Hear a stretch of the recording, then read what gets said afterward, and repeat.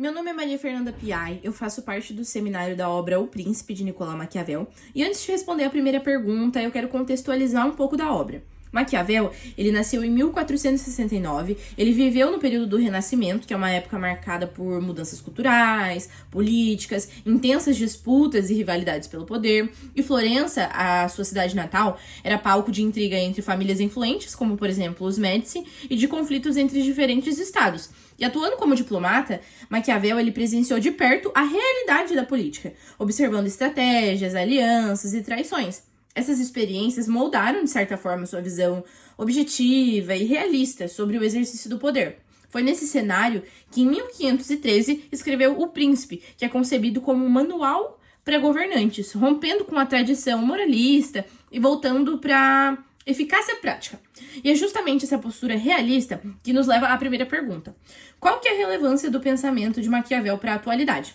A sua obra, ela permanece atual porque descreve mecanismos de poder que ainda são aplicados em diversos contextos políticos. Seu pensamento, ele é pragmático, voltado para aquilo que efetivamente assegura a conquista e a manutenção do poder. E até hoje, líderes utilizam essas estratégias, consideradas maquiavélicas, especialmente a manipulação de narrativas, para influenciar a opinião pública e consolidar sua autoridade. Um exemplo marcante é Adolf Hitler, que ele construiu um regime a partir de propaganda intensa, onde ele dizia que ele seria o salvador do povo e controle das informações. O princípio também frequentemente associado a Maquiavel, que é a questão de que os fins justificam os meios, continuam sendo debatidos em cenários de guerra, negociações diplomáticas, campanhas eleitorais. Ele também fala muito sobre a hipocrisia política. Ele ressalta principalmente a distância entre o discurso público e as ações efetivas do governante.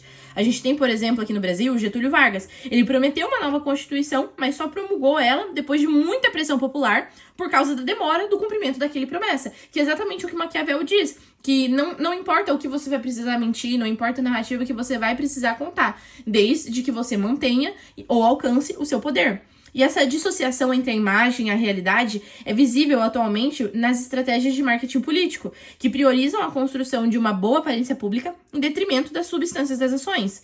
E esse fenômeno demonstra como que a análise de Maquiavel continua relevante atualmente, porque nos ajuda a compreender as engrenagens do poder ainda presentes no mundo contemporâneo. Eu me chamo Gabriele Teixeira e eu vou abordar um pouquinho sobre a segunda questão, que diz: que conceitos introduzidos ou desenvolvidos por ele impactam a política atual? Então, assim, Maquiavel ele foi um dos pensadores políticos mais influentes da história e que deixou conceitos que continuam a impactar a política contemporânea. Então, o primeiro seria a virtude e a fortuna. Para ele, a virtude é a capacidade do líder de se adaptar, agir com habilidade e tomar decisões estratégicas, enquanto a fortuna é a sorte ou as circunstâncias externas que influenciam o poder. Na prática atual, líderes bem-sucedidos combinam competência com capacidade de se aproveitar de oportunidades, como transformar uma crise econômica em um momento de implementar reformas. Outro conceito seria a razão de Estado, que Maquiavel ele defende que em certas situações o interesse do Estado deve se sobrepor à moral individual. Hoje, isso se reflete, por exemplo, em políticas de vigilância em massas justificadas em nome da segurança nacional, mesmo que levantem questionamentos éticos. Por fim, nós temos a famosa ideia de Maquiavel, que é a relação de ser temido ou ser amado. Então, para Maquiavel, é melhor que um governante ele seja temido do que amado, se ele não puder ser ambos, porque ele apresenta a ideia de que nós devemos ter esse equilíbrio, né, como um governante. Então, esse pensamento ainda ecoa em governos autoritários que recorrem à repressão para garantir obediência e estabilidade, tendo também algumas críticas nos governos atuais por abuso de poder. Então, Maquiavel ele traz essa ideia e, sendo um excesso desse poder, pode acabar em um governo autoritário, o que é muito criticado hoje em dia. E assim, escrito no século XVI, o pensamento de Maquiavel segue vivo, moldando práticas e justificativas políticas em todo o mundo. Oi, eu sou a Raquel Pazini e eu vou falar sobre a terceira pergunta, que é como a sua obra, de Maquiavel, colabora na construção da democracia. O Príncipe é visto como um manual de poder, mas também colabora para o pensamento democrático.